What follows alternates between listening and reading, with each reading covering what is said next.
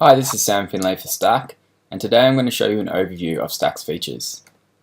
So we click Create New and move into the StaKK dashboard. Here you give it a name and choose the page that you want the StaKK to be shown on. In the next section we have our trigger actions, so you can choose a variety here: timed, click away, scroll percentage, which would be when an end user scrolls down the page, the percentage of the page they scroll down before the StaKK is triggered. And we also have exit intent. So for this example, I'll choose timed and add 2 seconds in.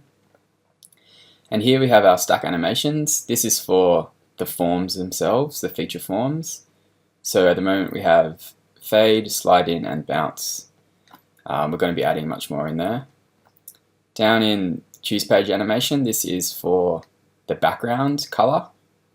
That will full page go over the content of the website underneath.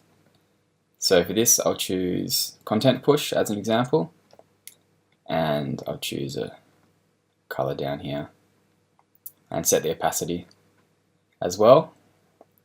So up here we have StaKK layout. This is the drop down menu where you can choose which feature you want to show in your StaKK, in your pop-up. So we have all the features as shown up here: opt-in, media, timer, survey, and offer, and then the combination of these. And you can also link between them to create 2-step, 3-step opt-ins. So for this example, I'll use a quick navigation over here, and I'll choose timer and offer. Down here you can set a confirmation message that will be shown to the end user when they finish the steps of your StaKK, or you can redirect them to a new URL. So I'll just put in basic one here and save my changes. So along the top here we have the buttons that lead to all the different feature sections, and for this example we need to edit the timer and the offer.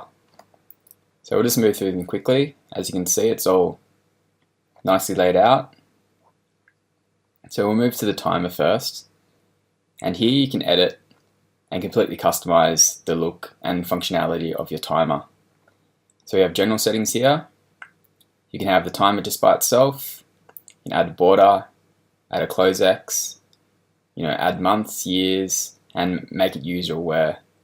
For user aware, this is evergreen. So if you check on user aware, you can set a number of days, and this will be always shown to a new visitor. So they'll see the same countdown timer, like 3 days initially. If you turn it off, you can just set an actual close date, which will be the same for everybody that views it. Okay, so for this example, I'll put user aware and add in 3 days, and I will put timer only. So it'll appear like this, and save my changes. Next, I'll move over to the offer section, and here I'll show you how to customize the look of your form. So you can choose how many features you want to list. I'll just choose 3 as the default setting, and I'll also set it so that when this call to action button is clicked, it'll trigger the opt-in form to be shown, creating essentially a 2-step opt-in. And I'll add a close X. So here you can edit your text. You just choose the item from the drop-down menu that you want to edit, and then edit the text here. So for example, subheading, I want to get rid of that, so delete it.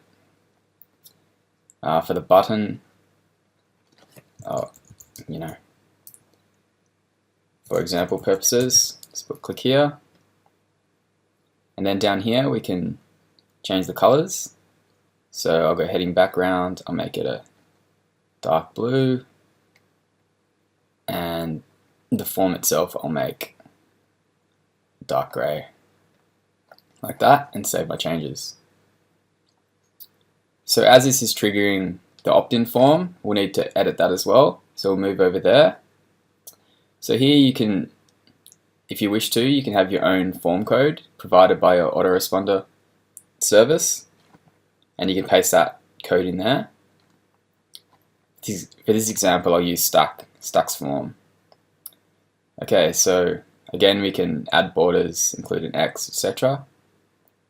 I will include an X, and as you can see across these, the layout is generally the same, and here as well. So we have the text and the color settings here, which we can edit. So I'll just edit the button text and say, get instant access, and I'll change the colors to similar colors as my offer form.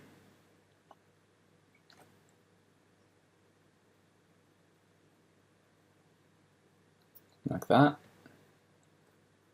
I make that a bit lighter. And I'll also get rid of the subheading. Okay.